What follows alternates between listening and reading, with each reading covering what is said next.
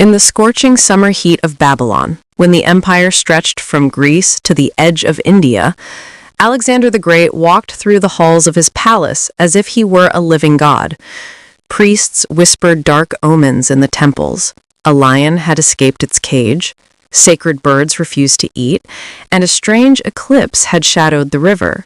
But Alexander paid no attention.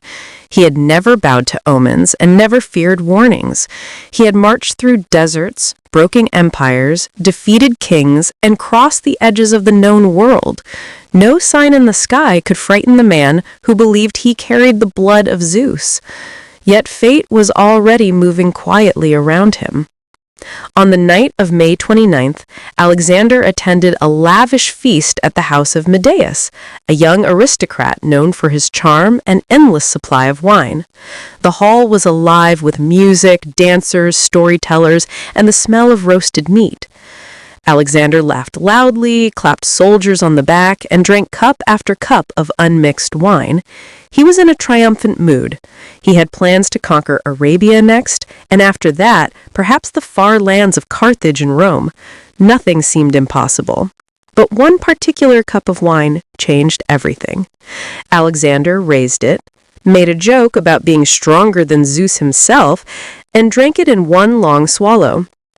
Moments later, his smile faded. His hand tightened around his stomach. His breath quickened. The musician stopped playing as he suddenly cried out in pain. Soldiers rose from their feet, confused. Alexander waved them away, insisting it was only the heat, and walked unsteadily into the darkness of the courtyard. The next morning, he awoke with a burning fever.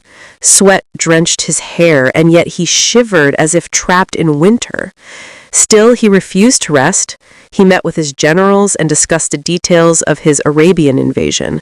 But as the hours passed, his strength drained from him. His voice weakened. He stumbled when he tried to stand.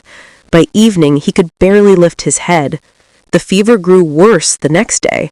His breathing became heavy, his skin pale, and his limbs trembled.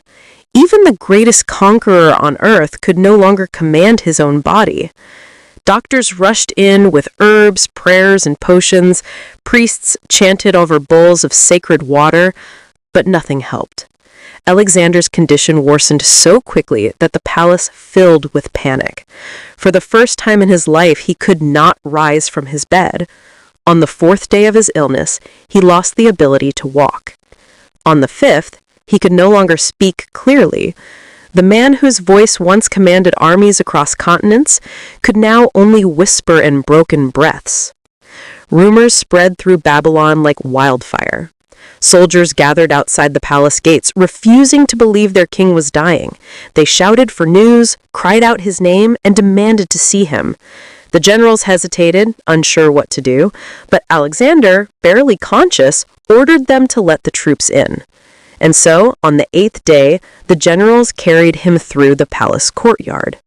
Alexander, pale, burning with fever, body shaking, lifted one trembling hand to his soldiers. That single gesture shattered the army's heart. Men wept openly. Hardened warriors fell to their knees. They had followed him across the world, and now their god-king was melting away before their eyes. Back inside his chamber, Alexander drifted in and out of consciousness. His generals crowded around his bed, demanding answers. "To whom do you leave your empire?" they asked. The world held its breath. Alexander slowly whispered, "To the strongest." Those 3 words would ignite decades of war. When they asked about his funeral, he whispered, "A great one, so that all the world will speak of it." Those were among the last words he ever spoke. On the 11th night of his illness, the palace grew painfully silent. The torches burned low, doctors stood helpless, generals bowed their heads. Alexander's breath became shallow, rising and falling like a tiny flame struggling in the wind. Then, just before the sun disappeared behind the walls of Babylon, he exhaled one final time.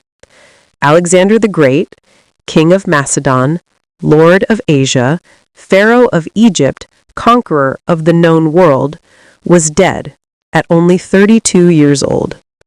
The news spread across the empire like a thunderstorm. In Greece, temples filled with cries. In Egypt, priests covered statues in cloth. In Persia, nobles debated whether to celebrate or mourn. In India, warriors who once fought him lit fires for the fallen enemy they had learned to respect. But the empire he built did not mourn for long. Within hours, his generals began arguing. Within days, they split into factions. Within months, they were fighting each other for control. The world Alexander united with his sword broke apart like shattered glass. Historians have debated his death for centuries. Some said he was poisoned, perhaps by rivals, perhaps by someone at the feast, or perhaps by generals who feared a future without clarity of succession. But most poisons of the ancient world kill quickly, not slowly over 11 days.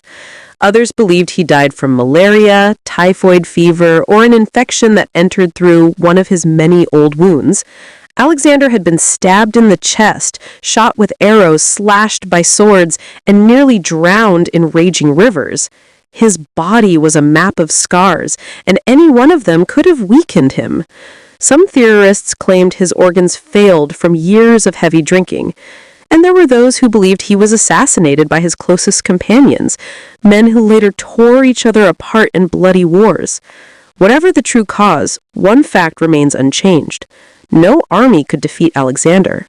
Only time, sickness, and destiny combined to end the life of the greatest commander history had ever seen. But even death could not silence his legend.